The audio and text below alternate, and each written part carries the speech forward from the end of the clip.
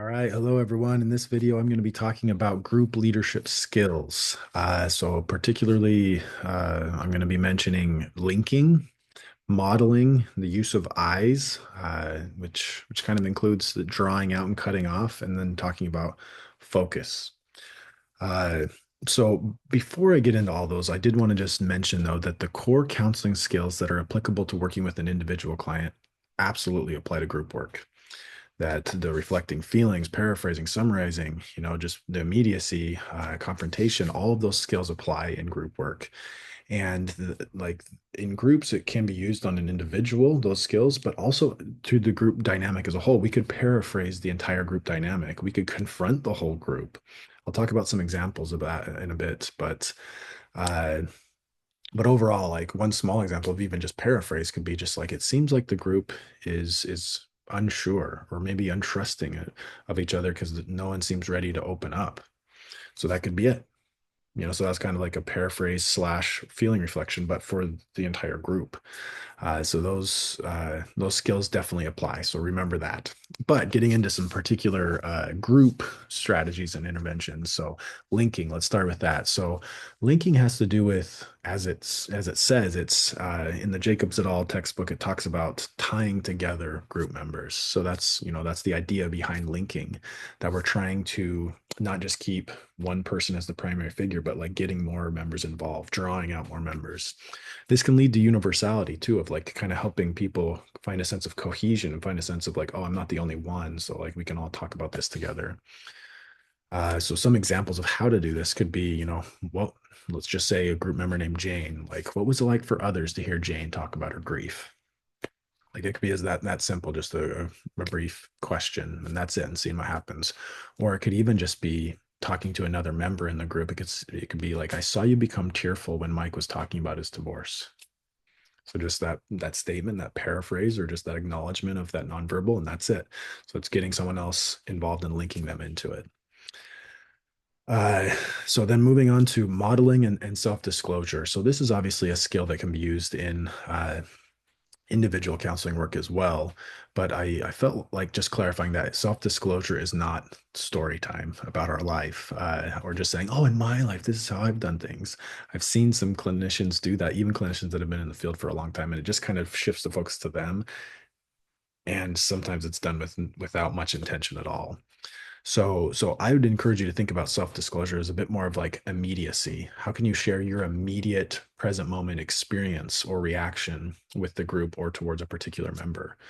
Uh, one example that I just kind of threw out there is to demonstrate this. Maybe let's just say that like there's a group member named Jack who reacted kind of strongly to a group member named Wendy.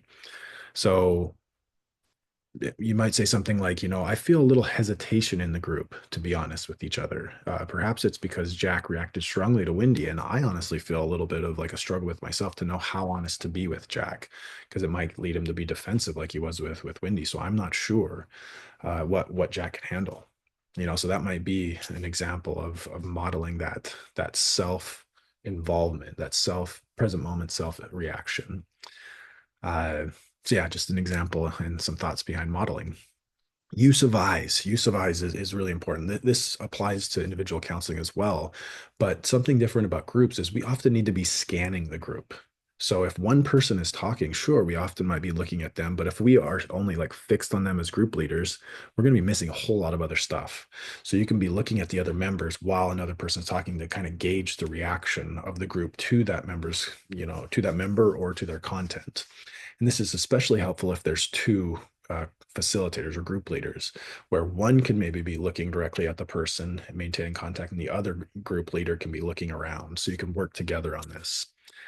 Uh, Another thought on the use of eyes is like you can encourage group members to look at each other. Sometimes it'll just be like, okay, group member talk to leader, group member to another group member talk to leader. But if you can encourage them to like look at each other, sometimes it's as simple as like if they're talking to someone else, you can just kind of look to the other person that they're actually trying to talk to, or you can just say, seems like you're actually talking to Erica. How about you look at Erica when you're talking to her?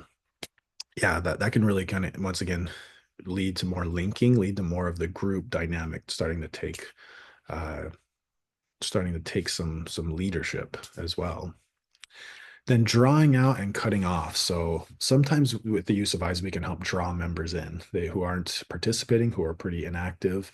So we can just look at other members, maintain eye contact. Sometimes I've done that and just like kind of like nodded to them encouragingly to get in there because I can tell they have something to say. So that's one way to draw out. Even cutting off though, if a group member is talking kind of long-winded and talking for a long time, like avoiding looking at them might give them a subtle cue like, oh, I need to wrap up. Some people won't get that at all. They won't get that subtlety. So it has to be a lot more clear of cutting off. So drawing out and cutting off can be more than just through use of eyes. You can use questions, you can use, phrases to like, draw other members out. Like it might be like, hey, there's a few members who are pretty active here and others who aren't saying as much. You know, I'm wondering what's coming up for those who are talking less right now. That could be a drawing out technique, and cutting off once again could be like, so John, you've been talking for a little bit on this, but I want to pause you because I want to check in with where everyone else is at on this topic.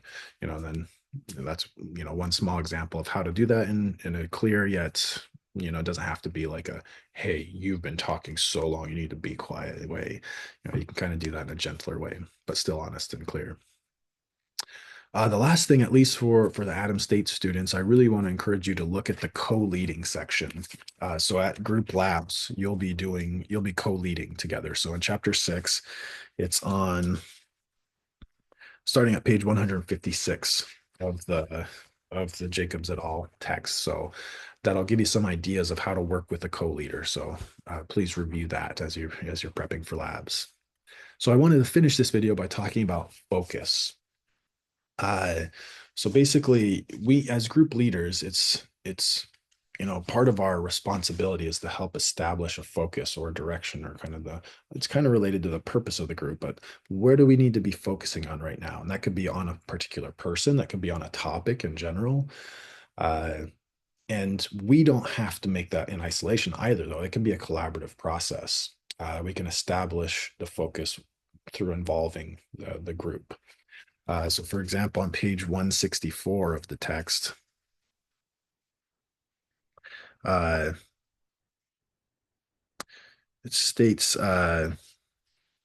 so one example of how to do this, like, so in this example, a few different topics have surfaced, but the group leader might say something like, let's really zero in on one of these topics. It doesn't matter which one, let's pick one rather than trying to focus on three different things.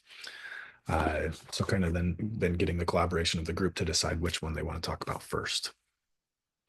So let's move on. So focus is the general umbrella, but there's a few different sub topics under that. So holding focus. So sometimes we need to hold the focus on a person or on a topic, and the group might want to shift away from that person or topic, but it could be due to avoidance, due to discomfort, due to just anxiety of not knowing how to navigate the experience. They might want to shift away, but sometimes we can notice as a group leader that we can encourage them to hold that focus because work is still left undone. It's usually like if there's clearly unfinished business, if there's clearly more to talk about, if there's clearly more engagement, or group involvement there, then we can try to lean into that. So we need to be aware of our reactions too, that we're not avoiding or changing quickly if there's clearly unfinished business. So also on page 180 or 168, the text says that when the leader is unsure about whether to stay with the topic, doing a quick 1 to 10 round helps to decide. The leader can say, I want to get a quick reading from you all in the group on whether we should continue to discuss about this issue or not. So on a scale of 1 to 10, with 10 being like you're very interested in this topic and 1 very disinterested, what number describes your attitude towards this topic? So that, like, I just wanted to provide that as one idea of like, if we're not sure if we should hold the focus or not, sometimes just involving the group to get their feedback of what would be helpful can be, we don't just have to make the judgment call for everyone. There can be collaboration in that. Okay, so 2 more elements that I want to address before we wrap up this video is shifting the focus and then deepening the focus. So sometimes like it's on this continuum of like sometimes we need to hold the focus, but it might start to get to this place like, okay, we've been there long enough. We need to shift now. And that might be it's time to shift from a person to another person, from a person to a different topic, or from one topic to another. It can be a variety of shifts. It's important to be thinking of though, when you're making this decision of like, is it time to shift the focus? Has this person run their course in talking about the topic? Has the group run its course in addressing that topic? Like you might think about just like engagement level and energy level. Like maybe you can clearly see that members are bored or disinterested. Uh, Sometimes one member is just willing to talk a whole lot and starting to like just overpower the group dynamic, and maybe they're even just going in irrelevant directions. So that's where we might need to cut off and shift focus. So sometimes it can just be a statement of immediacy of saying like it seems to me that this topic's run its course, that people's energy level and interest in this is kind of dwindled. uh, but it also seems like as a group you're not sure where to go next. Like if that's like the dynamic, you can just acknowledge that and then let the group decide. Or if it's needing to shift the focus from a person, it could be like Sam seems like he has sufficiently talked about this area of his life, but I still get the feeling that others have strong reactions in this area. So once again, that's like, yeah, we're kind of shifting from one person to others, but it's also linking. So these skills kind of are like a Venn diagram, they overlap with each other. Okay, so the last thing is deepening focus. I think this is where sometimes, especially beginning group leaders, might struggle. Is something It might be that we need to encourage or confront, sometimes softly nudge or push a little bit, to help clients go deeper into, or the group to go deeper into their topic or emotions or experience. We obviously still will respect their autonomy if they push back and saying, no, I'm not going to do that. I'm not saying we push beyond their willingness, but sometimes they need that encouragement. So the textbook kind of talks about how sometimes it's more like a funnel, that we're slowly descending to the core issue, and we need to like help the group deepen to that place. But yeah, we also need to be self-reflective of like we might want to avoid, just like the group is, of that depth. So we need to check in with ourselves. So it's ultimately our responsibility, as Jacobs et al. State. So, for example, one group that I was working with, I felt that they were kind of touching on some core issues, and they're touching on more honesty, but then they would disengage. They'd back away. So, how I chose to kind of deepen the focus there is, I was leading a group, and I just basically said that I feel like as a group, you're avoiding getting more honest with each other, and you're avoiding talking about things that are more honest and with going to a deeper place. And I think if you choose to keep doing that, you're really going to miss an important opportunity as a group and as individuals. And then I paused there. So they could keep avoiding, but I just kind of named that process of that I was seeing, that like they were clearly, like, some of them were wanting to be more honest with each other, but they weren't going there. So I didn't say, hey, and we have to go there, but I was just saying, hey, we have this opportunity and you're not taking it. Not to shame you, or not to say you have to go there, but I see that you're avoiding it. So that's one example.